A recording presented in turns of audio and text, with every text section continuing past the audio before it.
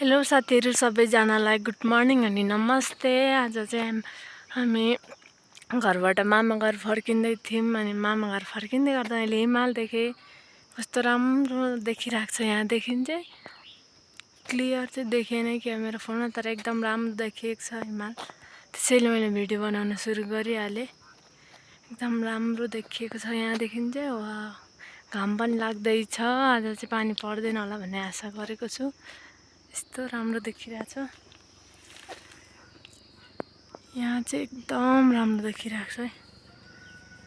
आज खतरा घाम पनि लाग्दैछ, हिमाल पनि देखिए आज। एकदम खुसी छु म,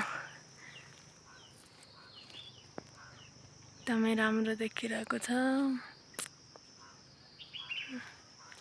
नुनथालक डाँडामा छौँ। नुनथालक डाँडामा छु म चाहिँ। आज अब घर जाँदैछु। कस्तो राम्रो देखिएको।